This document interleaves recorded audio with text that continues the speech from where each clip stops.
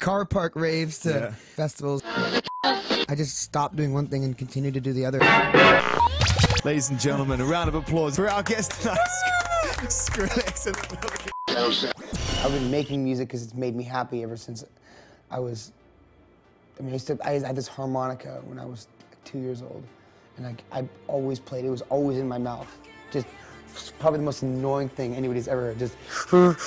Just blowing in and out of this harmonica, you know what I mean? Just like the same two notes. And I loved it. Growing up in Los Angeles, around the age 12 through 13 and 14, I went to a lot of punk shows and hardcore shows and played in lots of punk bands growing up.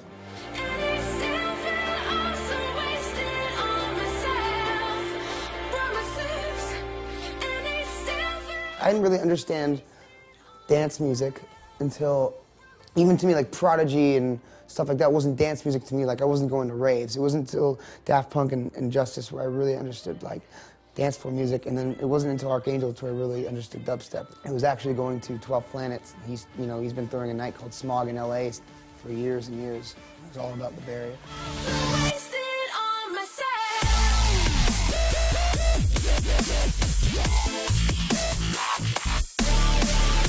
As far as me playing and making electronic music and touring and DJing goes, like 2008, I was doing like Mexico, and it was mostly electro. The dubstep bits of my set were a bit more like, you had to be really selective when you played dubstep because nobody really knew what it was, and a lot of times it was kind of a floor stopper, you know what I mean? 2009 is when I first started to kind of really tour. I actually toured all over Europe. I played at the Underworld in Camden, like downstairs, like.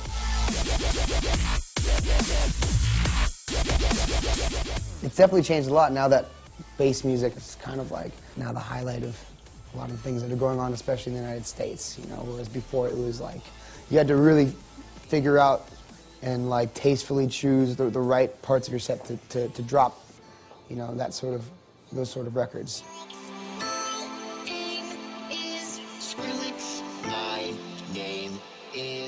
This year, and then I think where the EDM scene has gone is it really does feel like a big family, Every time you walk into a festival, it's like, you get to see all your friends again.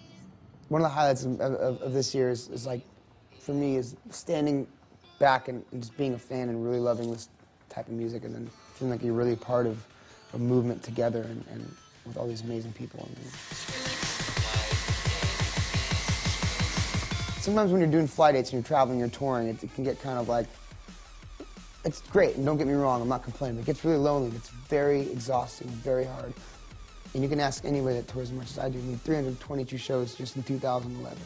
It's like, you don't have time to really spend your money. You don't have time to think about how, like, anything is going, because it's continuing. It's constant production. You're constantly making things, so it's the most rewarding thing ever. You know what I mean? It's like, if it's not fun, if it's not a good time, if a party doesn't, then I don't want it. It's not about, then don't do it. You know what I mean? It's not a job. It should be something you enjoy. And to see it grow and have success, you just want to work harder and make it better.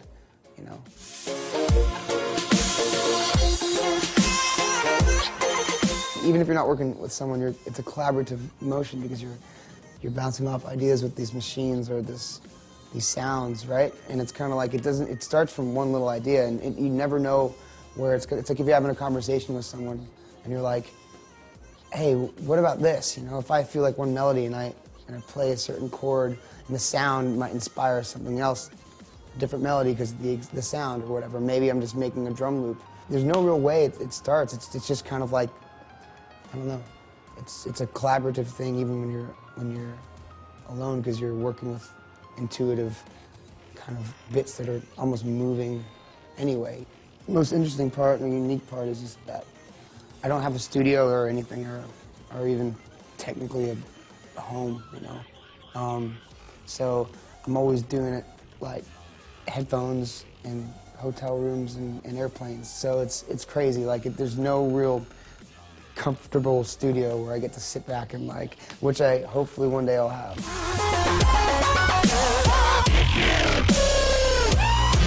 When I play live, I don't have a set list, depending if I'm, whether I'm playing on Ableton Live or CDs or whatever, like, for the most part, it's just, you know, I'm getting new tracks every day anyway and making new tracks, so it's always sort of changing, you know what I mean? When you go to different parts of the world, too, there's certain things that work better than other places as well, you know what I mean? Like, you can't play as much hip-hop in the UK. You can play a lot more hip-hop in the States, but then certain things, you can't play as much drum and bass in the States, but you can play more drum and bass in the UK. It just really depends, you know, which makes it exciting and fun. Yeah, the Warehouse Project in Manchester was a really crazy crowd. I love the old sort of car park rave vibe it has, you know, under like the brick, and it just looks really surreal, you know, and it was cool, man. It was a cool group of people, and you know, a lot of friends came out to that one too, which is really, really cool. The coolest part about the Grammys, being nominated, for me, I realized how many people really care about me and how many people really support me amongst my peers and my friends. And I'm proud because there's a lot of people in my scene that are proud of me, so I feel proud of them. I feel like it's their Grammy. I feel like it's 12 Planets Grammy. I feel like it's, you know, everybody in the UK that I made friends with, you know, have been doing this longer than I have. I feel like it's their Grammy and everybody's Grammy. I feel like it's my manager's Grammy. He's stuck by me since I was 16. We don't have, obviously we don't have the BBC in America, but we don't have something like the BBC in America. Like, mainstream radio, sorry if I'm offending anybody that's a mainstream DJ, aren't real DJs. They're not taste-making music, they're not picking music. We don't have anybody like Annie Mac or Zane Lowe or Mr. Jam, and the list goes on, that are like digging through the blogs and SoundClouds and somehow finding this new music and discovering stuff and backing it, and then, you know, like the fact that Roughneck Full Flex got A-listed on a mainstream radio station would never happen in the United States. So it's really, to be honest, a real honor and pleasure to be part of anything you guys do, because I know you guys do it because you're interested and like what you guys do.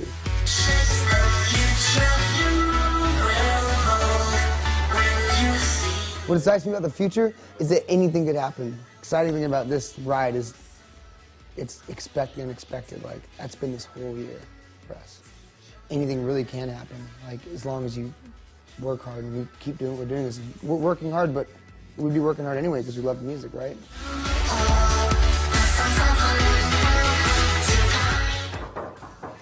Oh, come in.